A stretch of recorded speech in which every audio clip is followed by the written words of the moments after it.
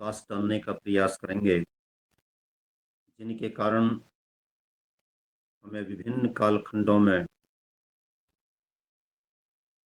अपमानित होना पड़ा, राष्ट्र का गौरव झुका और दूसरे लोगों को हमारी उस स्थिति अवस्था का लाभ उठाने का अवसर प्राप्त हुआ। ये घटनाएं ऐसी होती हैं जो शिक्षा लेने की होती हैं और वर्तमान में भी ऐसी घटनाओं को दोहराने के लिए कौन कौन शक्तियां सक्रिय हैं, कौन सी सोच सक्रिय है, कौन सी मानसिकता सक्रिय है, उस पर ध्यान देने की आवश्यकता होती है।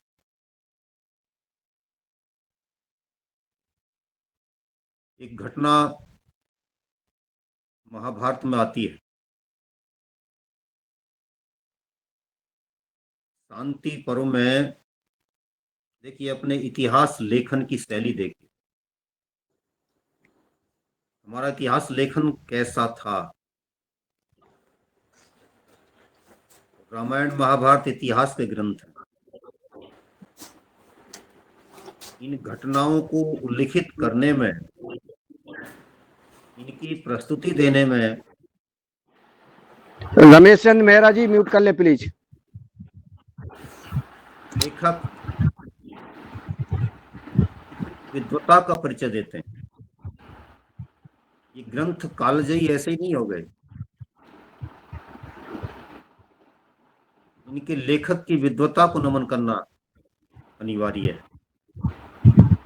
विद्वता के कारण ये ग्रंथ हम सब के लिए कालजयी के रूप में हमारे बीच में है।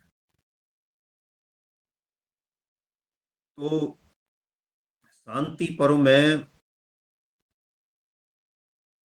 युधिष्ठिर भीष्म पितामह से पूछ रहे हैं, किसी ऐसे आदर्श गृहस्थी के बारे में मुझे बताइए जो संसार में रह करके भी संसार से दूर रहे, संसार की कीचड़ में फंसे नहीं। तब भीष्म पितामह कहते हैं कि तुमने बहुत अच्छा प्रश्न पूछा है। तो मैं इसके प्रसंग में आपको जो घटना कभी अतीत में घटित हुई है उसको यथावत सुनाता बताता हूँ। तो वो कहते हैं कि महर्षि देवल की एक पुत्री थी सुवर्चला। महर्षि देवल इसलिए जोड़ा है कि अभी कुछ देर बाद हम उसकी नगरी के बारे में भी कुछ प्रकाश डालेंगे। तो उन्होंने कहा कि महर्षि देवल की कन्या थी सुवर्चला, और सुवर्चला जब विवाह के योग्य हुई तो पिता को उसके विवाह की चिंता हुई। तब उस कन्या ने कहा कि पिता श्री, आप मेरे लिए कोई ऐसा जीवन साथी खोज कर दीजिए जो अंधा भी हो और देखता भी हो। बड़ी उल्टी बात है, अंधा भी हो और देखता भी हो। ये जो आप आज प्रतिदिन समाचार पत्रों में और विशेष रूप से सोशल मीडिया पर देख रहे हैं, ऐसी ऐसी अशोभनीय घटनाएं हो रही हैं विवाह के नाम पर। कोई सास अपने दामाद के साथ भाग रही है, कोई कुछ और, पता नहीं क्या क्या, मैं प्रकाश नहीं डालना चाहता। एक ये फजीयत है आज के भारतीय समाज की, और एक ये आदर्श व्यवस्था थी भारतीय समाज की। जिस समय विदुषी पुत्री अपने पिता से कह रही है कि ऐसा योग्य जीवन साथी दीजिए जो अंधा भी हो और देखता भी हो। महर्षि देवल बोले कि आप पागल तो नहीं होगी हो बेटे। बेटी ने कहा, नहीं पागल नहीं हुई हूं, मैं जो कह रही हूं बहुत विवेक के साथ कह रही हूं। ऐसा व्यक्ति होता है पिताजी। तो उन्होंने कहा कि ठीक है, तो मैं विद्वानों की एक सभा आहूत कर लेता हूं, और उसमें जो कोई आपको अपने योग्य दिखाई दे आप उसको अपने लिए चुन सकती हो, उसका वर्ण कर सकती हो। सभा आहूत की जाती है और आहूत करने के पश्चात जितने भी विद्वान लोग वहां पर उपस्थित हुए थे वो सारे के सारे जब इस प्रश्न को सुनते हैं तो निरुत्तर भी हो जाते हैं और झुंझला भी जाते हैं और ये कह करके वहां से प्रस्थान कर जाते हैं कि यह तो पागलपन का प्रश्न है, ऐसा कोई हो ही नहीं सकता। महर्षि देवल को इस बात पर बड़ी चिंता होती है कि जो भी विद्वान आए थे वो सब चले गए तो क्या बेटी कुंवारी रह जाएगी। जो हर पिता को होती है वही चिंता महर्षि को हो रही है।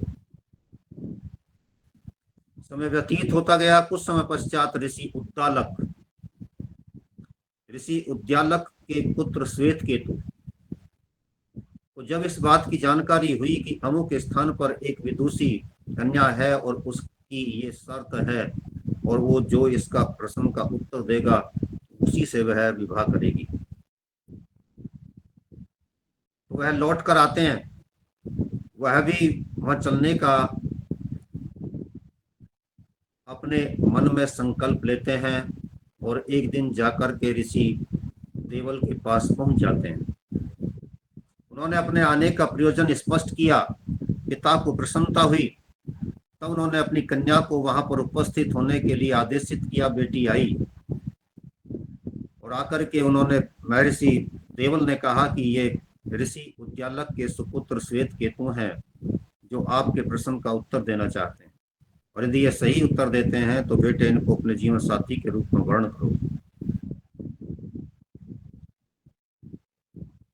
कहते हैं कि सुवर्चला इस बात को सुन करके क्रोधित मुद्रा बना करके वहां बैठ जाती है। क्रोधित मुद्रा इसलिए शायद ये भी सही उत्तर नहीं दे पाएंगे, लेकिन उन्होंने कहा कि जो कुछ हम देखते हैं, जो कुछ सुनते हैं, सूंघते हैं, स्पर्श करते हैं, इसमें परमपिता परमेश्वर की दिव्य शक्ति होती है। यदि मैं आंखों से कुछ देख पा रहा हूं तो मृत्यु के उपरांत तो मैं नहीं देख पाता, अभी देख पा रहा हूं, लेकिन इसके पीछे कोई दिव्य शक्ति दूसरी है। ज्ञान चक्षु जिसको हम बोल देते हैं, ज्ञान चक्षु, अंतर्दृष्टि जिसको बोल देते हैं, वो देख रही है, मैं नहीं देख रहा। जिनकी ये ज्ञान चक्षु खुल जाती है, तच्चक्षु देवितम पुरस्तात् शुक्रम उच्चरत पश्यम सर्वः सतम, ये जो आप बोलते हैं ये वेद का मंत्र है और इसमें भी यही कहा गया है। परमपिता परमेश्वर की वो दिव्य चक्षु हमारे पास होती है और जिसकी वो खुल जाती है, जिसको तीसरा नेत्र कहा जाता है, जिसका वो खुल गया, वो संसार के पदार्थों के बीच से गुजरता हुआ भी, वो संसार के सारे ऐश्वर्यों के बीच से गुजरता हुआ भी उनको देखता नहीं है। वो संसार के लिए अंधा हो जाता है, लेकिन बहुत कुछ देखता है और उसे इतना दिखता है कि जो किसी को नहीं दिखता। इस बात को सुनकर के कन्या ने कहा कि हाँ, बात आपकी सही है। संसार में रह करके भी संसार को न देखना और उस दिव्य शक्ति के साथ जुड़े रहना, वास्तव में वही व्यक्ति ऐसा होता है जो अंधा भी होता है और देखता भी है। यह है आपके इतिहास की प्रस्तुति का प्रकटीकरण का एक दिव्य उपाय, दिव्य तरीका, जो कभी पुराना नहीं होगा, जो समय भी मार्गदर्शन कर रहा था और आज भी मार्गदर्शन कर रहा है और आगे भी चल करके मार्गदर्शन करता रहेगा। भीष्म पितामह कहते हैं कि दोनों का विवाह होता है और विवाह के पश्चात संतान भी होती है और संतान बड़ी दिव्य संतान उत्पन्न होती है। दोनों कर्मकांडी हैं, मोक्ष की प्राप्ति के लिए तैयारी कर रहे हैं, यज्ञ याग आदि करने में दोनों की निष्ठा है। तब एक दिन सुवर्चला कहने लगती है कि पति देव, ये जो आप कर्म कांड में इतना समय व्यतीत कर देते हैं, इसकी आवश्यकता क्या है?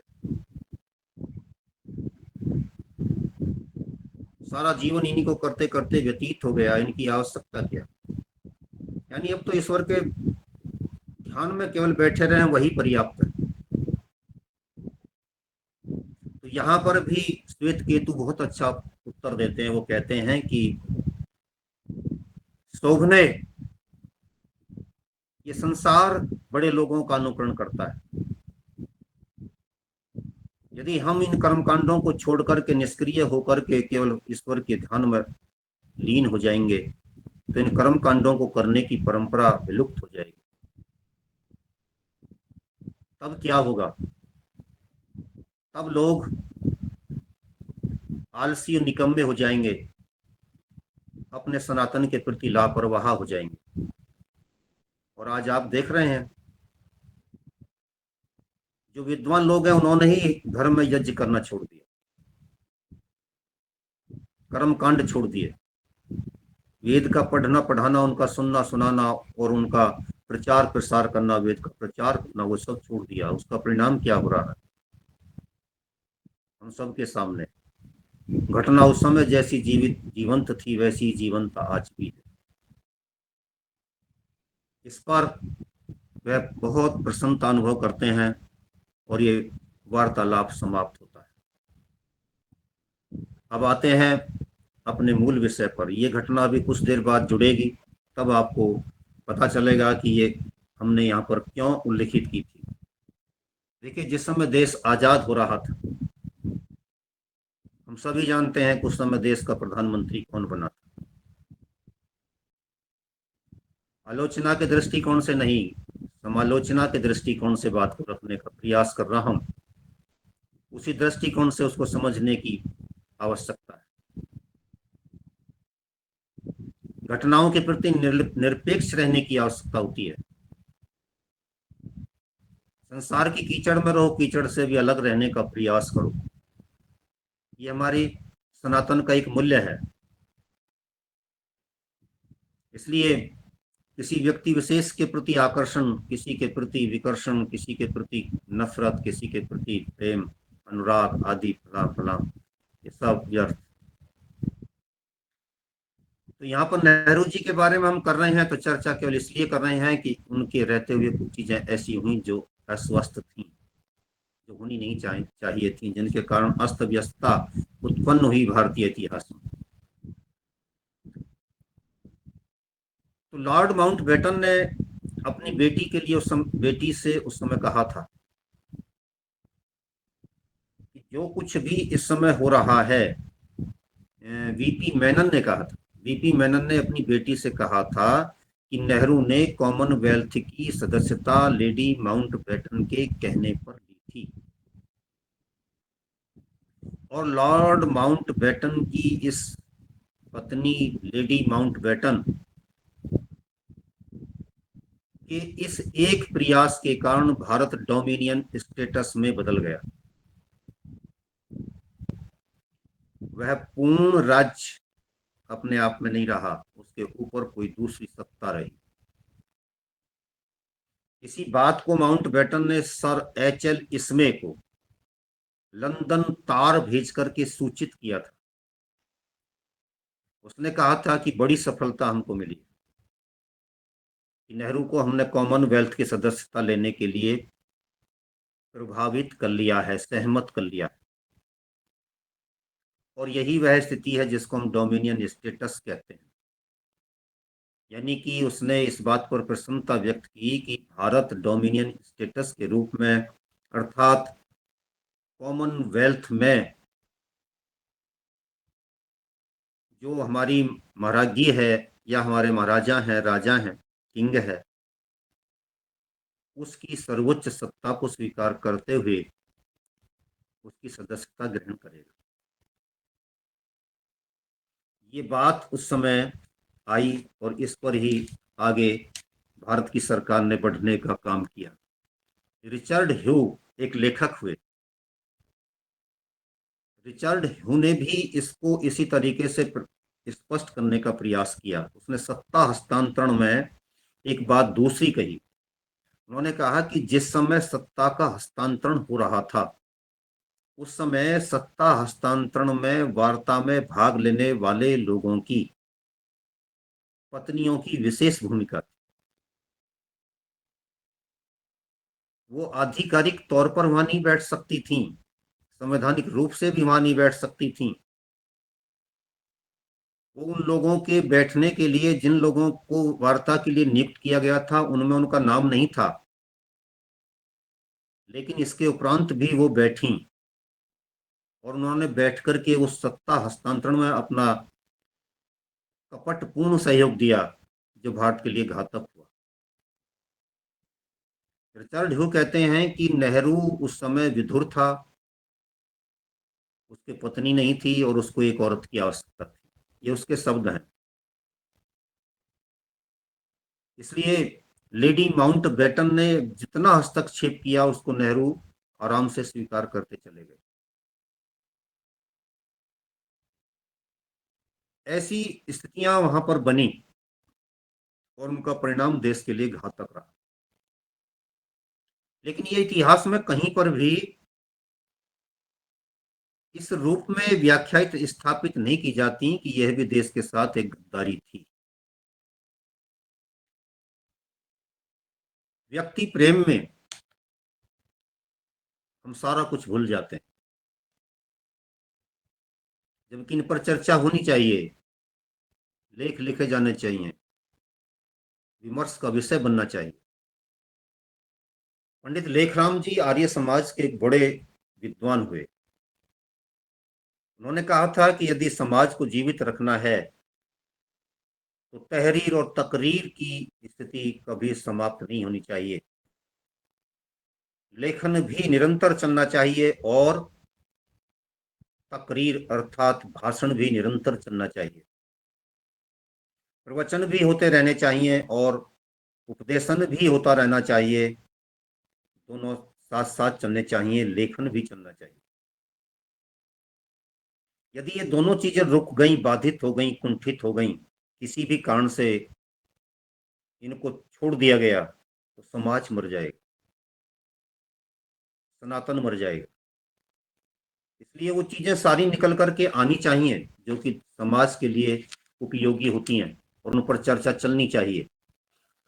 तो अब से लगभग 2300 साल पहले, 326-27 ईसा पूर्व, जब हमारे देश पर आम भी एक प्रांत का शासन था, शासक था, दूसरे का पोरस था, सिकंदर ने यहाँ पर आक्रमण किया।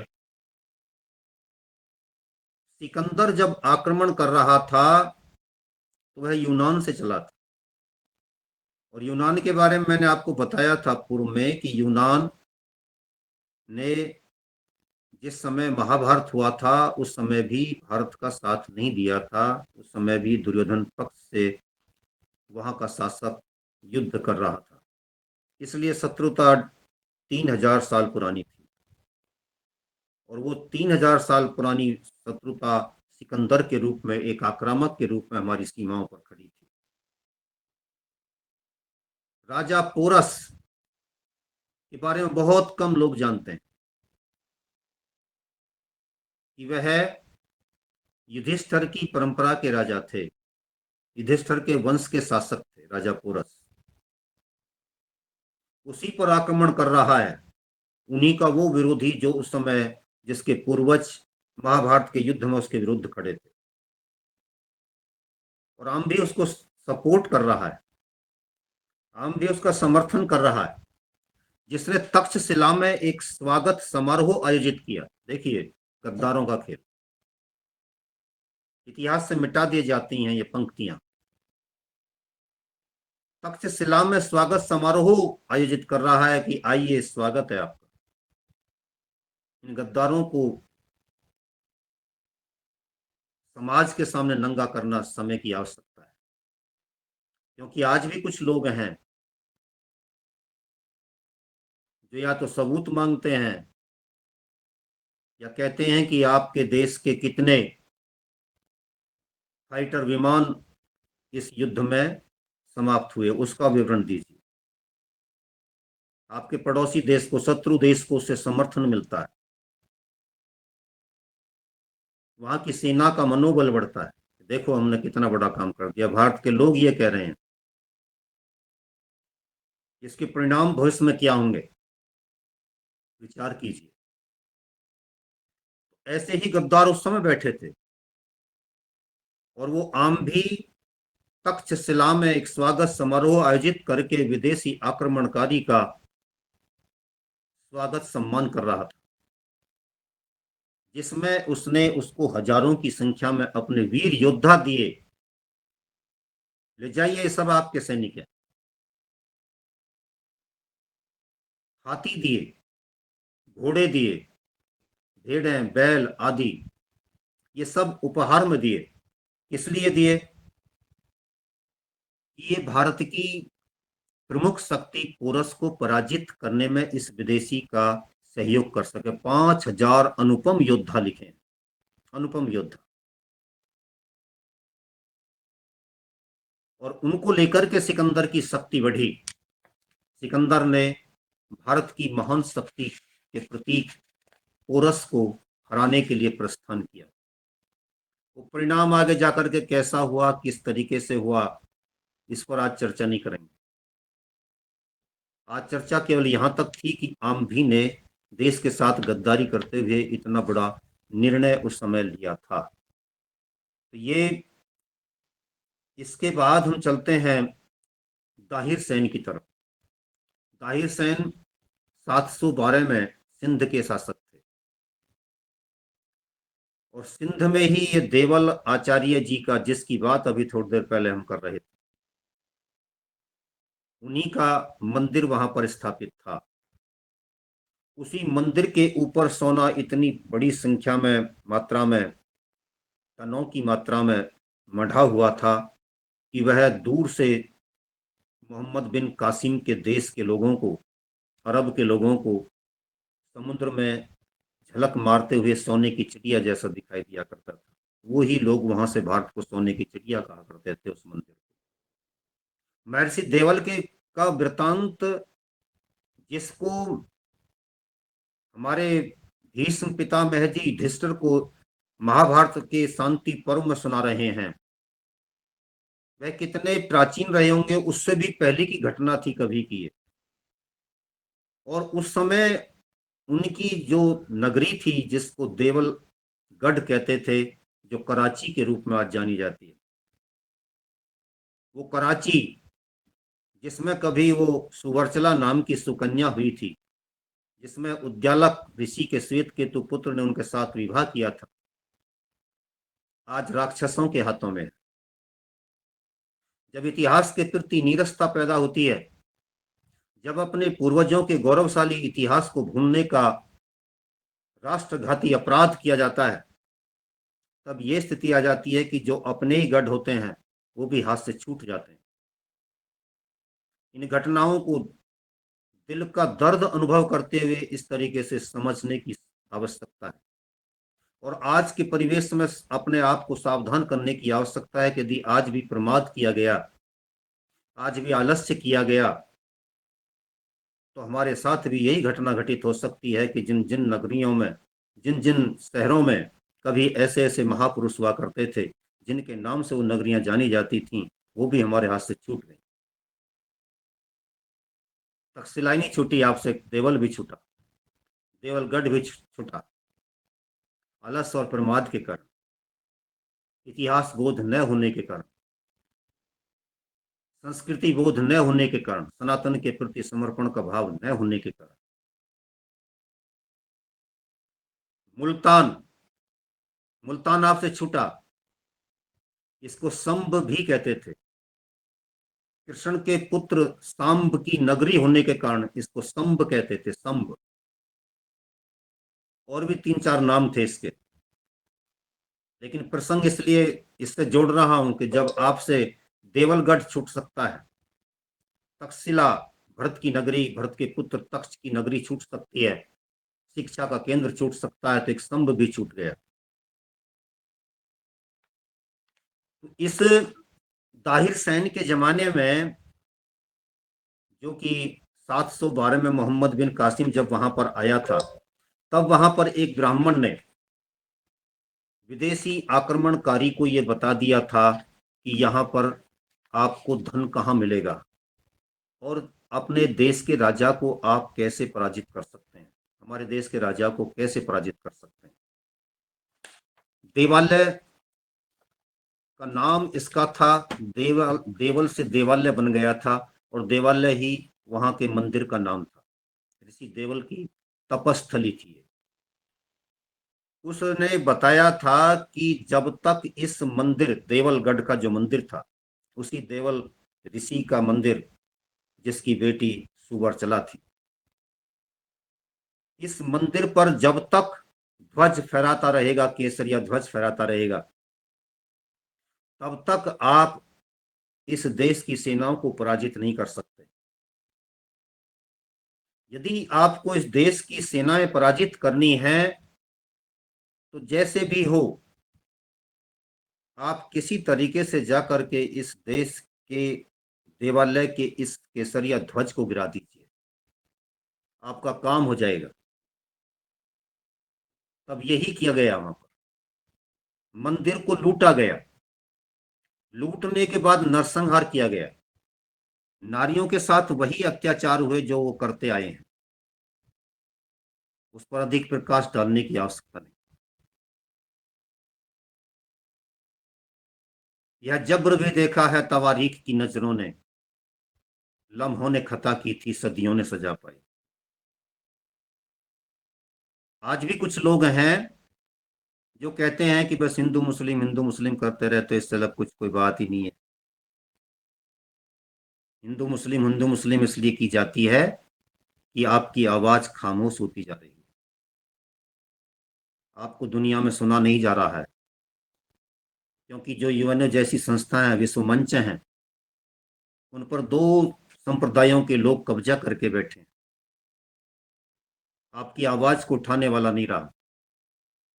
और जब आपकी आवाज वहां से समाप्त हो जाएगी, पूर्णतया समाप्त हो जाएगी, तब क्या होगा?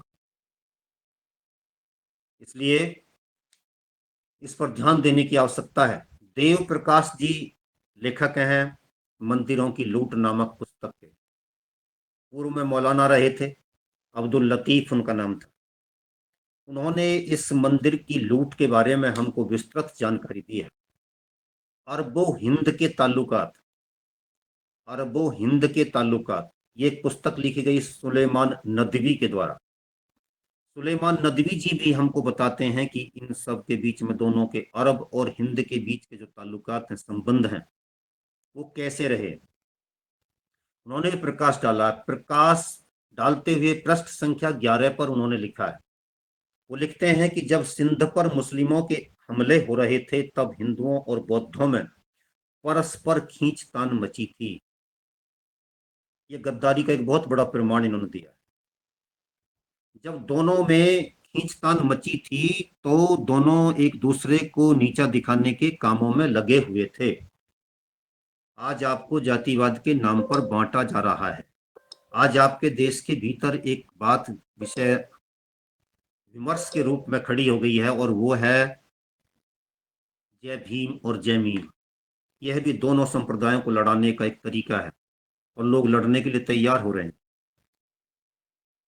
इतिहास की पिछली घटनाओं में जाकर के देखिए कि जिस समय दाहिर सैन के बारे में अरबों हिंद के ताल्लुकात का ये लेखक सुलेमान नदवी विदेशी ये बता रहा है कि उस समय हिंदुओं और बौद्धों में खींचतान मची थी, तो उसका लाभ सीधा मुसलमानों ने उठाया था।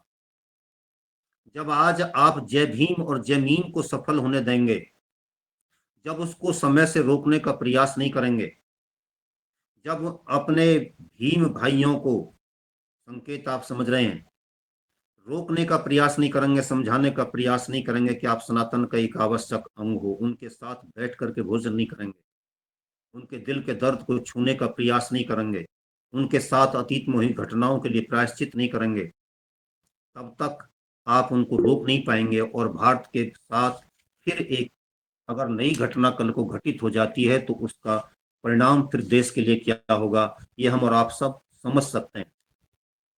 मुसलमानों ने बौद्धों से संधि कर ली थी।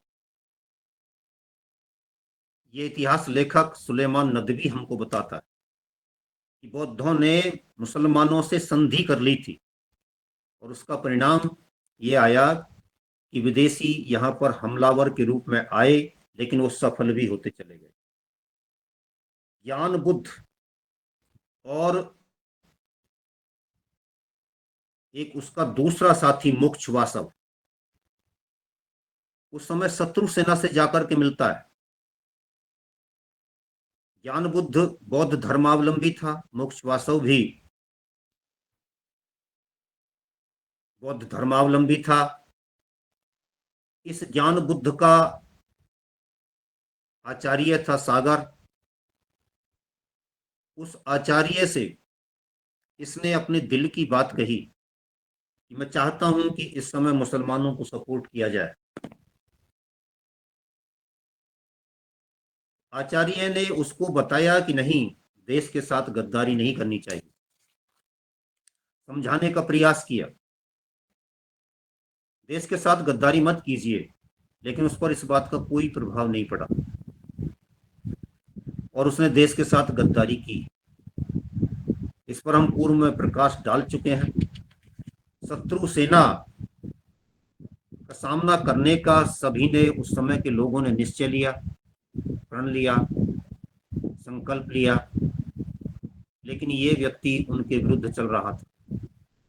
और जिस समय हमारे देश का राजा सिंध का राजा दाहिर सेन जब युद्ध के क्षेत्र में जाकर के युद्धरत था, युद्ध चल रहा था, तब एक दिन रात को किले के पीछे की ओर के फाटक खोलने का काम किसी गद्दार ने किया था जिसका नाम ज्ञान बुद्ध था। और उसकी उस गद्दारी के कारण देश उस समय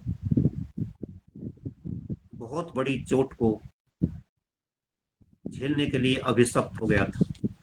उसने ये कार्य किया और यही कार्य जब राजा ताहिर सेन की मृत्यु हो गई, उनका बलिदान हो गया, तो उनकी रानी लाडो ने अपने देश के लिए लड़ना शुरू किया। जब लाडो रानी लड़ रही थी तो उसको ये पता नहीं थी कि उसके पति के साथ क्या हो गया था, किस व्यक्ति ने कब कैसी गद्दारी कर दी थी। तो रानी के साथ मोक्ष वासव ने वही गद्दारी की थी। उसने भी रात को किले के पीछे से दरवाजे जो होते हैं उनको, फाटकों को खोल दिया था। रानी को भी असमय संसार से जाना पड़ा था। ज्ञान बुद्ध ने देवल और अलोर, जो आज का देवल, वही देवल सुवर्चला का देवल, सुवर्चला के उस देवल और अलोर की राजगद्दी के बदले अपनी सहायता देने का आश्वासन विदेशियों को दिया था। मुझे ये 2 शहर दे देना, बाकी सारा हिंदुस्तान आपका। देखिए क्या छोटी सी कीमत थी उस दुष्ट की। मानसिकता छोटी थी ना, लेकिन ये गद्दारी हुई थी उस समय। खलीफा के पास उसने अपना संदेश पहुंचवाया था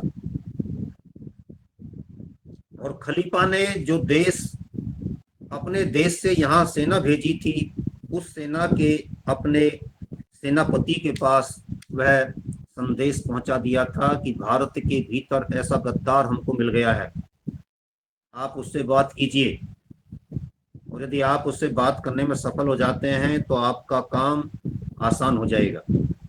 राजा के साथ गद्दारी की ज्ञान बुद्ध ने। देवल किले के पीछे के द्वार उसने खोले।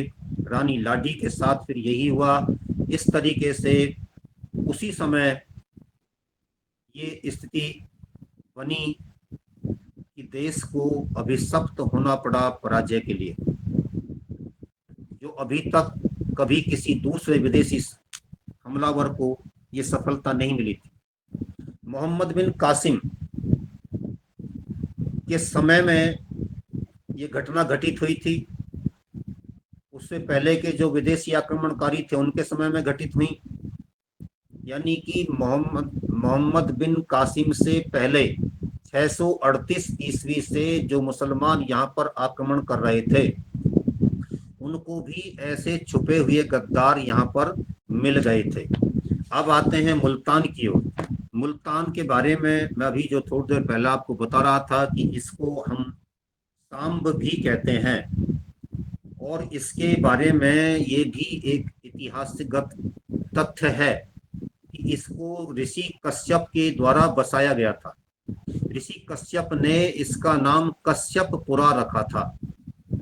कश्यपपुरा नाम से ही बिगड़ करके काश्मीर शब्द बना, यानी कि कश्मीर के क्षेत्र की और आज के पाकिस्तान के बहुत बड़े भूभाग की और कुछ जो अफगानिस्तान का क्षेत्र है उसका क्षेत्र मिलाकर के जो एक इतना बड़ा विशाल क्षेत्र बनता था, उसकी राजधानी कश्यपपुरा हुआ करती थी ऋषि कश्यप के नाम से।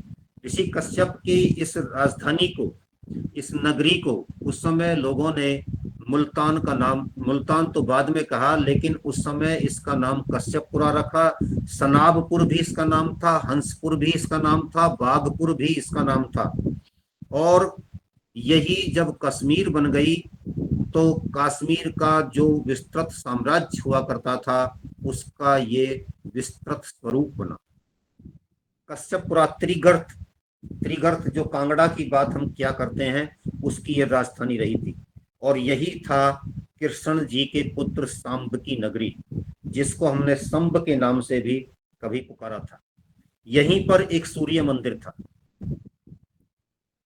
सूर्य मंदिर, उसको तोड़ने के लिए भी वहां के एक पुजारी ने सारा सारा रहस्य, सारा सच विदेशी आक्रमणकारी को बता दिया था। उसने स्पष्ट किया था कि यहाँ पर किस तरीके से आप विजय प्राप्त कर सकते हैं और उस विजय में आप अपार धन दौलत प्राप्त कर सकते हैं। उसकी गद्दारी देखिए। मोहम्मद बिन कासिम को उसने बताया कि यहाँ से कुछ थोड़ा सा आप आगे जाइए, एक राजा हमारा जो बहुत कभी पहले हुआ है, जिसका नाम जसोधन था। सही नाम यशोधन होगा। कितना प्यारा नाम था, यशोधन। यश ही जिसका धन हो। उस जसोधन की राजधानी के बारे में उसने बताया कि उसने अपनी राजधानी के अमुक क्षेत्र में, अमुक स्थान पर 100 गज लंबा 100 गज चौड़ा एक क्षेत्र निर्धारित किया है, और उसमें उसने अपार धन संपदा को छुपाया है। यदि आप उसको प्राप्त करने में सफल हो जाते हैं तो आपके हाथ में बहुत बड़ा खजाना लग जाएगा, और उसमें से कुछ थोड़ा मुझे भी दे देना। अपने लिए प्राप्त करने के चक्कर में पूरे देश के साथ उस दुष्ट ने, नीच ने गद्दारी की, और उसका परिणाम निकला कि हमारी अकूत संपदा को प्राप्त करने में मोहम्मद बिन कासिम सफल हुआ। उसने बताया था कि हौज के बीच में 50 गज लंबा और 50 गज चौड़ा एक मंदिर बनवाया गया। 100 गज चौड़ा 100 गज लंबा, जो मैं पहले कह रहा था उसका विपरीत नहीं है ये। उसके भीतर 100 गज लंबाई चौड़ाई के भीतर एक 50 गज लंबा 50 गज चौड़ा एक मंदिर बनवाया गया है, जो कि उसमें, जिसमें सोने के बुत रखे हुए हैं, यानी मूर्तियां रखी हुई हैं। 40 देगें उसमें रखी गई हैं, बड़े बड़े पात्र, देगें उनको कहते थे। 330 मन सोना उसमें रखा हुआ है, ऐसा उसने उसको बताया। ब्राह्मण के कहने पर मोहम्मद बिन कासिम ने उस मंदिर पर, सूर्य मंदिर पर आक्रमण किया। यदि वो नीच उस समय पैदा ना हुआ होता और इतिहास इस प्रकार क्रूर परिणति की ओर न बढ़ा होता, तो कल्पना कीजिए कि आपके हाथ में आज का मुल्तान भी होता और वहीं तक आपकी सारी भारतीय संस्कृति अपने यथावत स्वरूप में स्थापित रही होती। लेकिन उस एक गद्दार के कारण इतिहास ने करवट ली, इतिहास ने दिशा बदली, और दिशा बदलने का परिणाम क्या हुआ कि आप देखते हैं कि वह सूर्य मंदिर ध्वस्त हुआ। जो लोग आज आपको हमको ये उपदेश देते हैं कि मंदिरों का विध्वंस कभी नहीं हुआ, मंदिर तो औरंगजेब ने बनवाए थे, तोड़े नहीं थे। और ये 2 4 10 5 तोड़ भी दिए तो इतनी संख्या में उसने बनवाए भी थे। और यह कोई बड़ी बात नहीं है, उनका उपदेश होता है। पता नहीं किस कारण से कहीं तोड़ने पड़ गए थे, लेकिन उतने ही बनाकर क्षतिपूर्ति कर दी। लेकिन जब इन घटनाओं को देखते हैं तो आपके पास में एक नहीं अनेक उदाहरण ऐसे आते हैं, हजारों की संख्या में ऐसे उदाहरण आते हैं जिनसे पता चलता है कि मंदिरों को जानबूझ करके तोड़ा गया था। जब मोहम्मद बिन कासिम उस सूर्य मंदिर में पहुंचा तो वहां उसे 230 मन सोना, इतने सोने का एक ही बुत अर्थात एक ही मूर्ति प्राप्त हुई। वो मूर्ति कितने प्रयास से, कितने परिश्रम से बनाई गई होगी, कल्पना कीजिए। उसको वो विदेशी हमलावर लेने में सफल हो गया था। जो देगें वहां पर रखी हुई थी, बड़े बड़े पात्र रखे हुए थे जिनमें सोना आदि भरा हुआ था, उसमें 13,200 मन, 13,200 मन सोना उस विदेशी हमलावर को मिला था। और ये तथ्य जो बता रहा हूं मैं आपको, ये आईनाए हकीकत, आईनाए हकीकत नाम की पुस्तक से है। एक शब्द आप सुनते हैं, हम सब बोलते हैं उसको, अमुक व्यक्ति मेरा आदर्श है, बहुत सुना जाता है। आदर्श का अभिप्राय आईना ही होता है। संस्कृत में आदर्श दर्पण के लिए कहते हैं। जैसे दर्पण आपके हाव भाव, आपके शरीर को, आपकी नैन नक्श को, सब कुछ यथावत दिखा देता है, वैसे ही जैसा दूसरा है वैसा ही एक अक्स आपके भीतर मानस में बन जाता है। जैसे दर्पण में एक चित्र बनता है, वैसे ही हमारे मानस के दर्पण में एक चित्र बनता है, और उसको हम अपना आदर्श मान लेते हैं कि मुझे भी ऐसा ही बनना है। उसी तरीके से बात करना सीखूंगा, उसी तरीके से बैठना, उठना, बोलना, चालना, रहना, सहना, खाना पीना, सब उस तरीके से सीखूंगा। ये आदर्श होता है। तो जिन लोगों ने इन चीजों को, ये जो आईनाए हकीकत नाम की पुस्तक की बात मैं कर रहा हूं, इसमें उन लोगों को अपना आदर्श उन लोगों ने बनाया, दर्पण बनाया, आईना बनाया, जिन लोगों ने भारतवर्ष में आकर के भारत की संस्कृति को, भारत के सनातन को मिटाने का कार्य किया। वो दर्पण में अपने आप को देखते हैं तो अपने आप को कोई तैमूर बनाने का प्रयास करता है, कोई नादिर शाह बनाने का प्रयास करता है, कोई औरंगजेब बनाने का प्रयास करता है। उस दर्पण में उनके सामने वो चित्र कभी नहीं आता जो कभी हम और आप सोच लिया करते हैं कि इस देश में मुसलमान तो हुए हैं, लेकिन वो दारा भी हुआ था।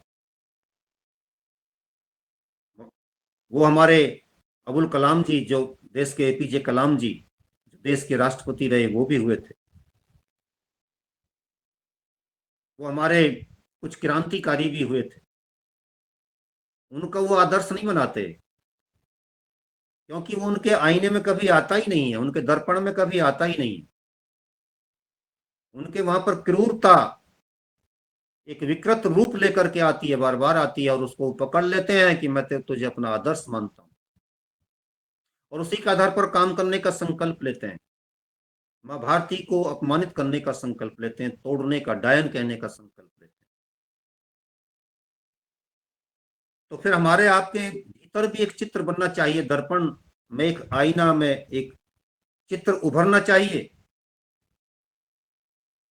और वो चित्र उभरना चाहिए रामचंद्र जी का, श्री कृष्ण जी का, युधिष्ठिर का, देवल ऋषि का, भीष्म पितामह का। बहुत सारे आदर्श आपके सामने, अनेक आदर्श आपके सामने। उन आदर्शों में किसी को भी चुनिए, जिसको भी चुनेंगे उसी के लिए राष्ट्र प्रथम है, नेशन फर्स्ट है। आज की चर्चाओं में जरा देखिए, टीवी चर्चाओं को आप बंद कर देते हैं थोड़ी देर में। जब हम सुनते हैं तो या तो हम भाजपा वाले होकर के सुनते हैं, या कांग्रेसी होकर के सुनते हैं, या सपा वाले होकर के सुनते हैं। राष्ट्र कहाँ गया? हमारे दिल से भी गया। जो बोल रहा है, यदि हमारे समर्थन वाला बोल रहा है, हमारे पक्ष वाला बोल रहा है, तो हमको अच्छा लगता है, दूसरे वाले को हम सुनना नहीं चाहते। हम किसी के पक्ष ना हों, हम राष्ट्र के पक्ष हों। राष्ट्र के हित में कौन सा कितना ठीक बोल रहा है, ये हमको सोचना चाहिए। तब आप उस राष्ट्र मंदिर की अवधारणा को साकार करने में सफल हो सकते हैं, जो समय की आवश्यकता है, और उसी पर हमको काम करना चाहिए। राजा दाहिर सैन की सेना में एक सरदार था, और वो सरदार अपने देश से, अर्थात वो मुसलमान था और अरब से रुष्ट होकर के यहां पर आ गया था।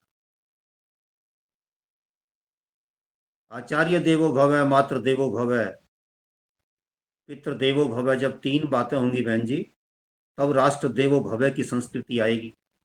आपने सही लिखा है, लेकिन उससे पहले हम तीनों पर भी विचार करें। खैर, लेकिन मैं ये कह रहा था कि ताहिर सैन की सेना में, ताहिर सैन की सेना में जो एक सरदार, मुसलमान सरदार था, उस मुसलमान सरदार को हमारे राजा दाहिर सैन ने उस समय शरण दी थी जब उसको उसके देश वालों ने ही भगा दिया था।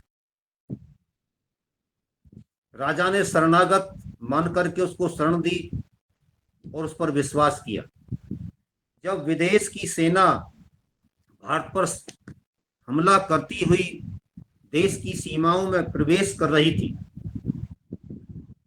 तब हमारे राजा ने अपने उस सरदार से, जिसका नाम वारिस था, वारिस से कहा कि आप देश की रक्षा के लिए काम करने के लिए सेना लेकर के प्रस्थान कीजिए।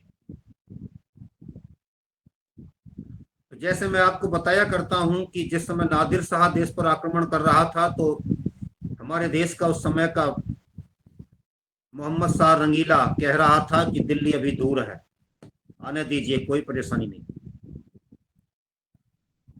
तो यही घटना उस समय हो रही थी कि वारिस हमारे देश के राजा ताहिर सैन से कह रहा था कि चिंता मत कीजिए, आने दीजिए, मैं सब देख लूंगा, मैं सब देख लूंगा। अरब से चला हुआ वो सैन्य दल जब देश की सीमाओं के भीतर प्रवेश करने के उपरांत भी राजा दाहिर सैन की राजधानी के पास आ गया, तब भी राजा ने कहा कि सेनाएं तो आपके बहुत पड़ोस में आ चुकी हैं, हमारी राजधानी के क्षेत्र में प्रवेश कर चुकी हैं, तो आप प्रतीक्षा किस बात की कर रहे हैं, जाते क्यों नहीं हैं। तो वह विशाल सैन्य दल लेकर के निकलता है, और वो देश का छुपा हुआ गद्दार आपके साथ गद्दारी कर जाता है। आगे से देख करके अपने ही देश की सेनाओं के साथ जाकर के मिल जाता है और भारत के साथ गद्दारी करने का पाप करता है। राजा कहता है कि आपने ये क्या किया है? कहता है कि मैं मुसलमानों के खिलाफ नहीं लड़ूंगा। उस गद्दार से हमारे राजा ने उस समय शिक्षा नहीं ली थी। आगे के राजाओं ने भी, कईयों ने शिक्षा नहीं ली, कईयों ने तो ली, लेकिन जब देश आजाद हुआ तो देश के पहले प्रधानमंत्री ने शिक्षा नहीं ली, क्योंकि ये तो इतिहास मिटा दिया गया था। इस इतिहास को तो बीते हुए कल की बातें मान करके ये भूलने के लिए प्रेरित किया गया था देश को, छोड़ो कल की बातें, कल की बात पुरानी। तो उन्होंने मौलाना अबुल कलाम आजाद पर विश्वास किया,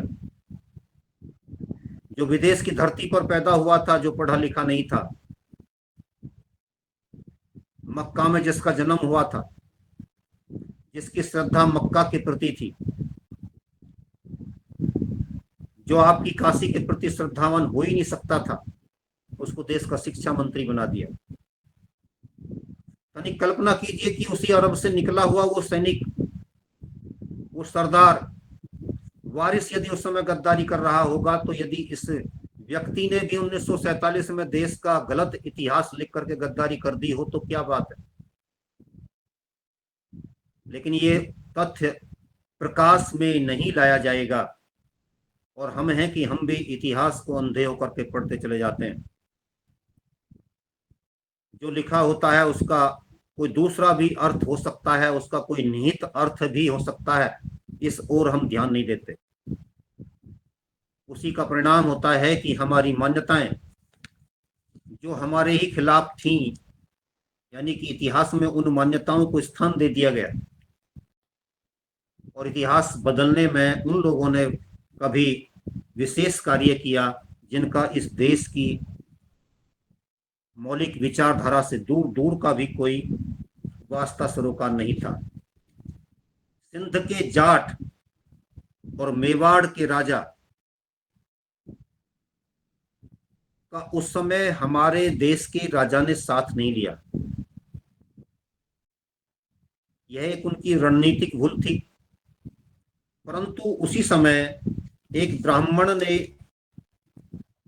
ये राज खोल दिया था, जो भी थोड़ी देर पहले हम बता रहे थे कि जब तक इस देश के सेनाओं के लिए इस देश के इस मंदिर पर ये धर्म ध्वजा फहराती हुई दिखाई देती रहेगी, तब तक आप इस देश को जीत नहीं पाएंगे। तो उसके कहने पर वो धर्म ध्वजा गिराई गई थी।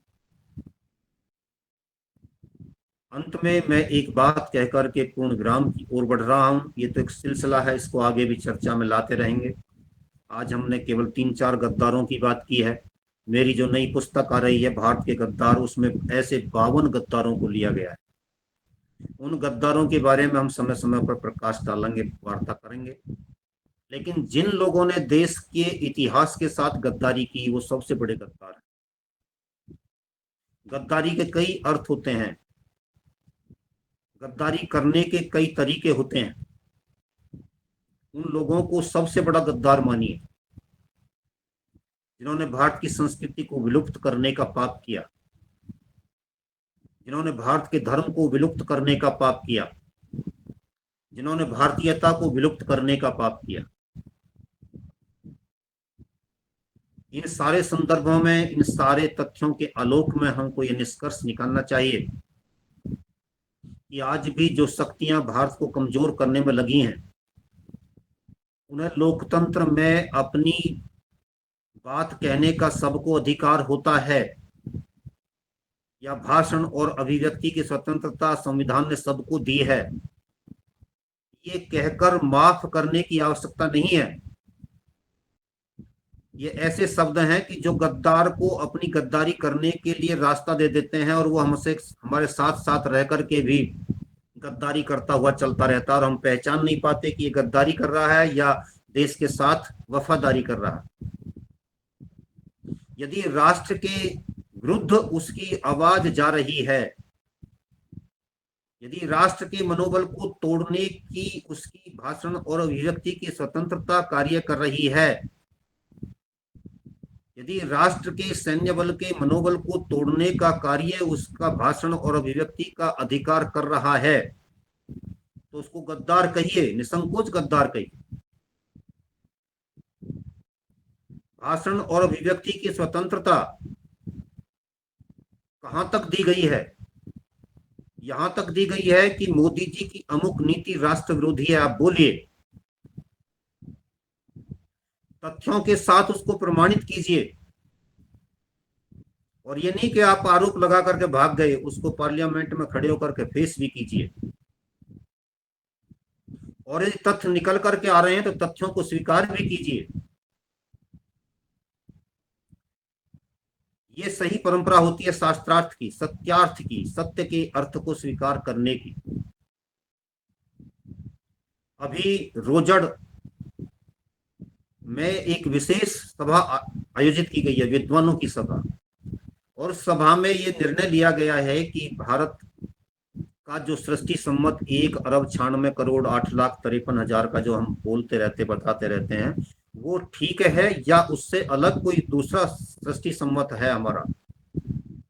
तो जो हम बताते रहते थे उससे अलग विद्वानों का मत बना है। सृष्टि कब बनी? ये सृष्टि सम्मत तो 1,97,करोड़ साल पुराना है। उस पर विद्वानों ने अपनी सहमति बनाई है, सम्मति बनाई है, उस पर स्वीकृति प्रदान की। बड़े बड़े शास्त्रार्थ चले हैं उस पर, विद्वानों ने हमारे प्राचीन ग्रंथों के आधार पर उस तथ्य को निकाला। लेकिन मैं जो कहना चाह रहा हूं आज के परिप्रेक्ष्य में, संदर्भ में, वो ये कि निष्कर्ष को स्वीकृति प्रदान की है। सभी ने ये कहा है कि मैं यहां पर गलत था, इसलिए मैं अपनी बात को पीछे वापस लेता हूं और मैं पीछे हटता हूं। जब यही विचार, यही सोच राष्ट्रीय संदर्भों में बन जाती है कि हम गलत हैं, हम पीछे हटते हैं और सही बात यह है इसको स्वीकार करते हैं, तब राष्ट्र सही दिशा पकड़ता है, सही दिशा में आगे बढ़ता है। मैं इन्हीं शब्दों के साथ वाणी को विराम देता हूं। ओम शांति शांति।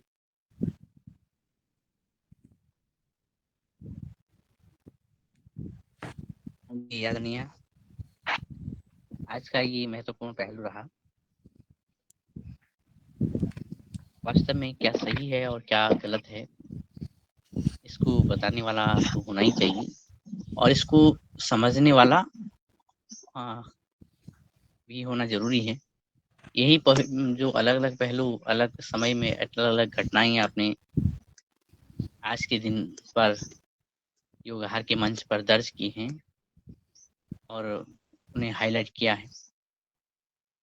वास्तव में उसके कुछ-कुछ अंश हम आजकल देखते हैं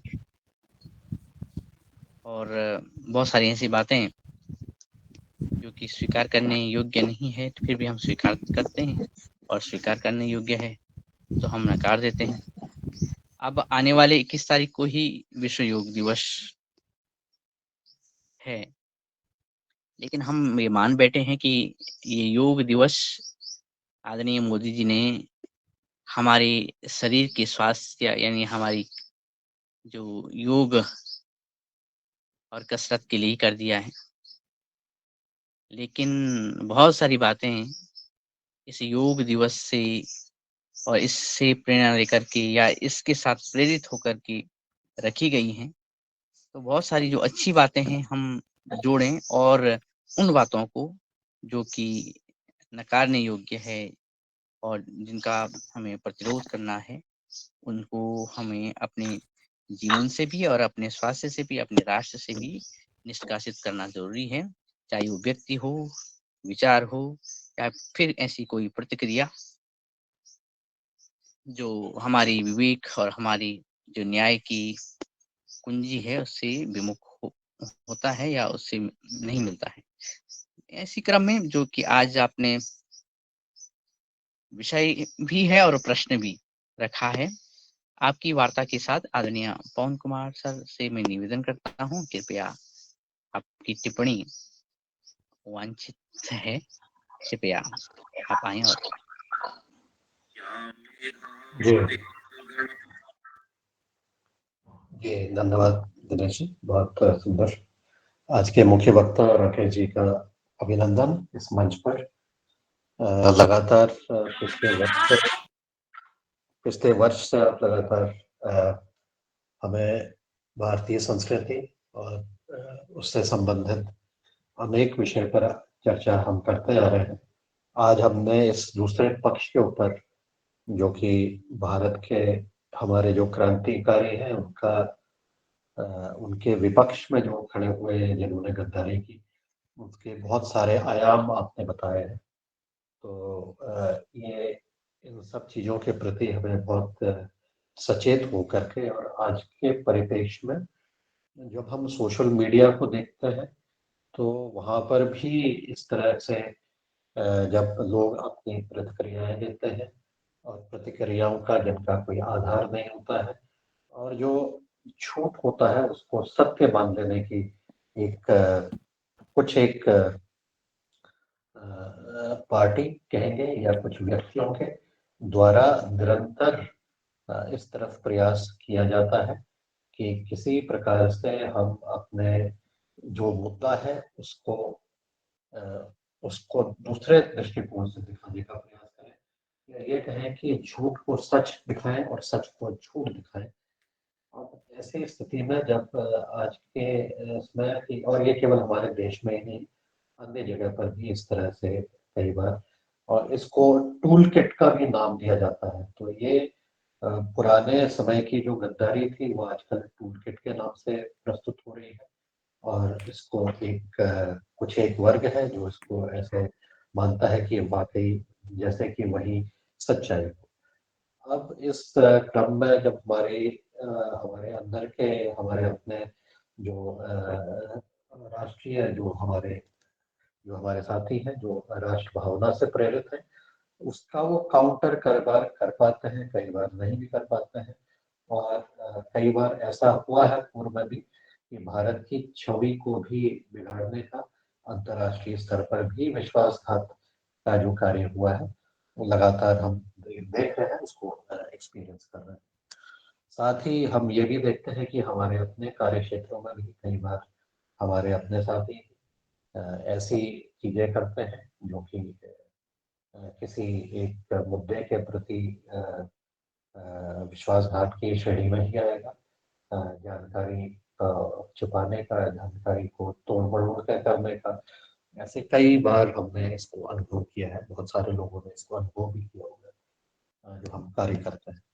तो ऐसी परिस्थिति में जब हमें इन सब चीज़ों से सचेत रहते हैं, किस प्रकार से कार्य करना चाहिए, क्या हुआ है, प्रतिक्रिया कब करनी चाहिए और कब प्रतिक्रिया नहीं करनी चाहिए, ये एक बड़ी असमंजस की स्थिति रहती है।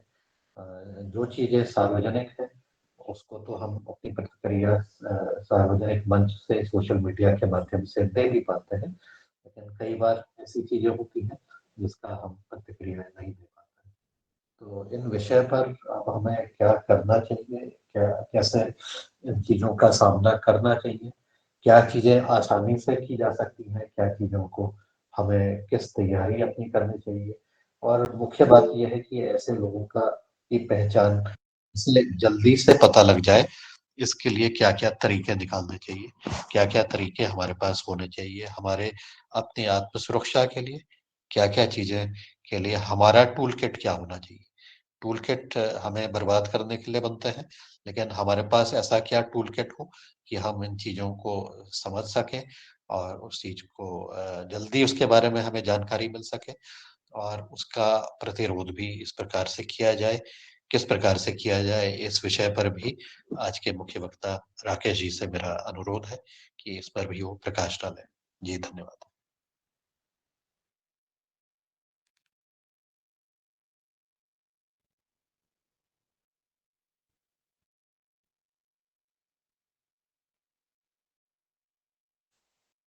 आवाज नहीं पहुंच रही है।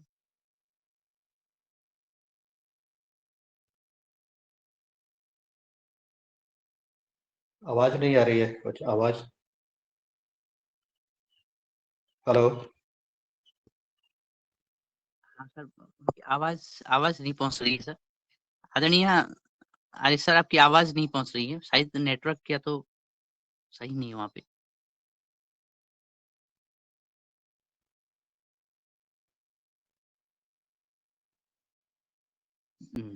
लगता है वहाँ पे नेटवर्क अच्छा नहीं है, और कोई जैसे बात ही नहीं। नेटवर्क लेफ्ट वे सर, लेफ्ट वे। जी फिर से जुड़ना चाह रहे, नहीं लेफ्ट नहीं हुई है, वो जुड़े हुए हैं। और ये महत्वपूर्ण बात है कि वास्तव में जो आदरणीय पवन सर ने जो बात रखी है, प्रतिरोध करना बहुत ज़रूरी है।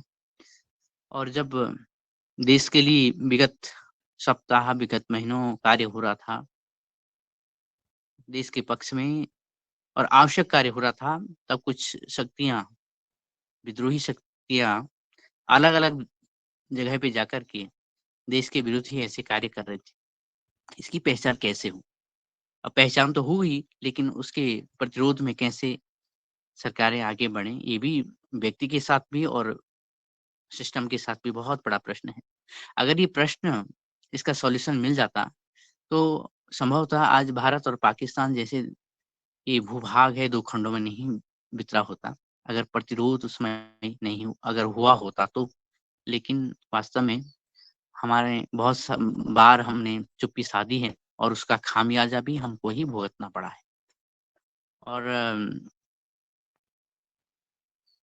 खैर, आदरणीय मुख्य वक्ता जी से हम उनका उत्तर सुनेंगे। अभी तो आपकी आवाज़ यहाँ पे आ नहीं रही है, आपका माइक भी ऑन है। फिर आदरणीय कल्पना कोटले दीदी जी, आपका स्वागत है, आप अपनी बात रखिएगा।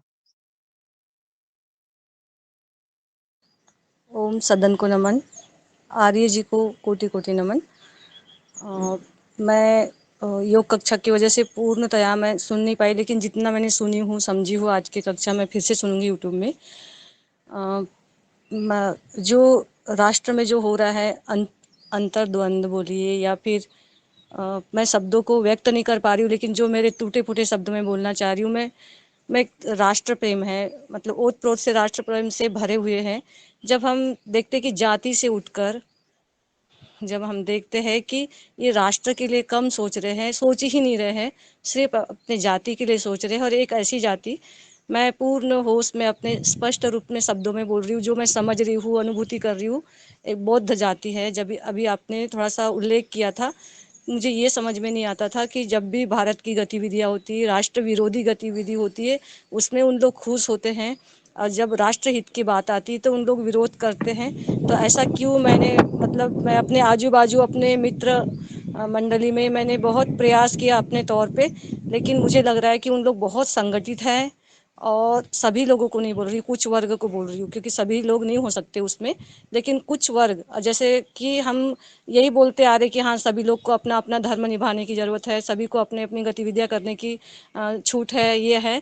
लेकिन मैंने महसूस करी हूँ, देख रही हूँ, आंखों से समझ रही हूँ कि उनके भी व्हाट्सएप ग्रुप और उनके भी, कि उनको मुस्लिमों के प्रति प्रेम क्यों है उनको, और वो हमारे राम जी को नहीं मानते और ये बोलते हैं कि वो जयद्रथ का बेटा है राम। कहाँ का इतिहास है वो तो अभी अभी का उन्होंने सब पंडितों पुरोहितों ने कर लिया है।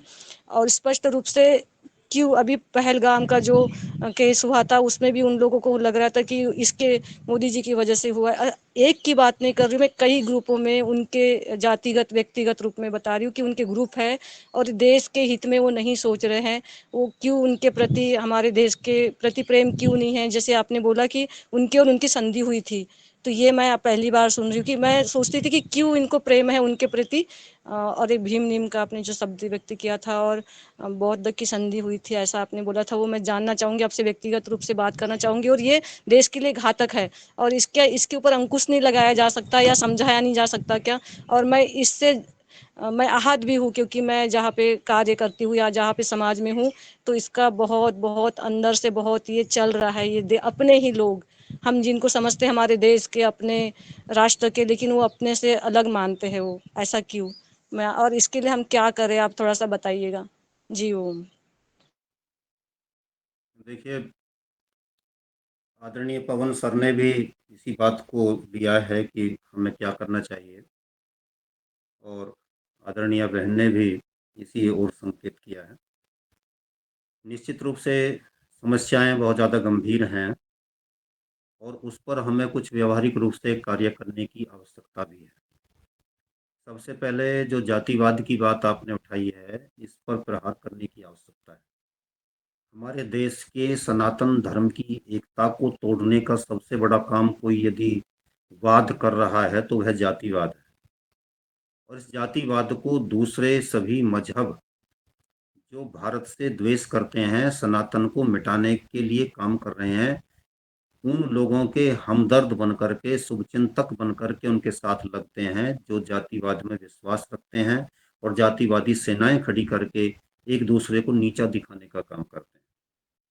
इसी के दृष्टिगत आगामी 29 जून को हमने ग्रेटर नोएडा में एक कार्यक्रम रखा है, जिसमें अच्छे विद्वानों को आमंत्रित किया है, और वो यही काम उस पर हमने रखा है, विषय यही रखा है कि भारत के बहुसंख्यक समाज अर्थात हिंदू समाज को तोड़ने में काम कर रही जातिवादी शक्तियां, ऐसा उसका विषय हमने दिया है। तो ये हम चाहते हैं कि जो हमारे ऋषियों का चिंतन था वर्ण व्यवस्था का, समरस समाज बनाने की दिशा में हम काम करें, जातिवाद को मिटाएं।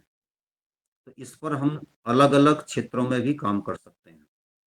हम सबसे पहले अपने आप को जातिवादी होने का प्रमाण पत्र देने में विशेष प्रसन्नता अनुभव करते हैं। हिंदूवादी होते हैं तो हमको संकीर्ण माना जाता है और हम भी संकीर्ण हो जाते हैं, नहीं हिंदू क्यों।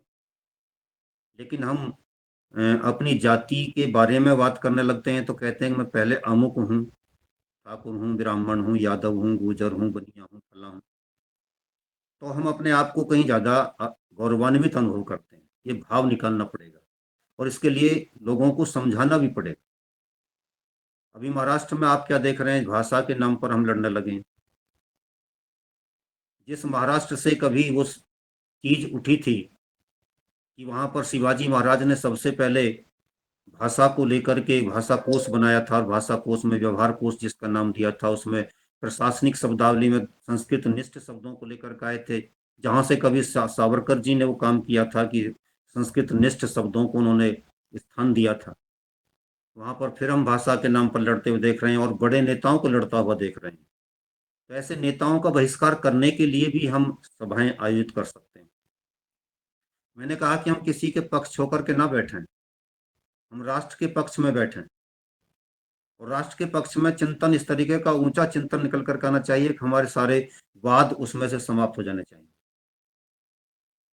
मुसलमानों के भीतर 300 के करीब जातियां हैं, लेकिन वो जातियों को लेकर कभी लड़ते नहीं, जिनको वो फिरके कहते हैं।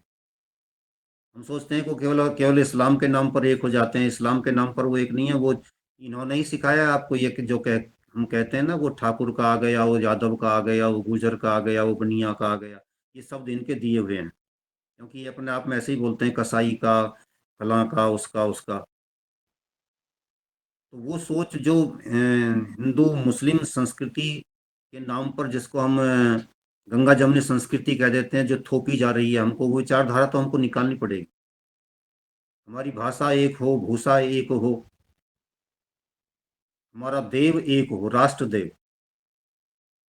विभिन्न देवों को थोड़ी देर के लिए पीछे छोड़ दें और राष्ट्र देव के नाम पर काम करें।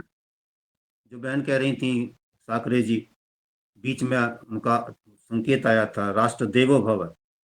मैं कह रहा था कि उससे पहले 3 देव और हैं, जब वो देव मान लिए जाएंगे तब हम राष्ट्र देवों की तरफ बढ़ेंगे, राष्ट्र देवो भव की तरफ बढ़ेंगे। लेकिन आज तो स्थिति वहां भी बहुत खराब हो चुकी है। अभी फादर्स डे हमने मनाया, लेकिन फादर्स डे मनाने के साथ साथ हमने देखा कि फादर्स हैं कहाँ इस समय, वृद्धाश्रमों में पड़े हैं। वो बुढ़ापे में बेटे की तरफ इंतजार कर रहे हैं, बेटा आ जाए, बेटा वहां आता नहीं। बहू के लिए सोचते हैं, बहू नहीं आती, पोते पोतियों के लिए सोचते हैं, नातिन नातिन के लिए सोचते हैं, वो कोई नहीं आ रहा वहां पर। तो राष्ट्र देवो भव से पहले इन तीनों को मंदिर बना लो, इनको सोच लो, इनके बारे में विचार कर लें, और इसके बारे में हम, मैंने जो कहा था थोड़ी देर पहले, उपदेश भी चलना चाहिए और संदेश भी चलना चाहिए, संदेश का अभिप्राय लेखन भी चलना चाहिए, उस पर भी हमारी चर्चाएं हों। सिलेबस में परिवर्तन हो या न हो, लेकिन हम घरों में कम से कम इतना तो कर लें कि हम वहां पर यज्ञ की परंपरा तो आरंभ कर दें।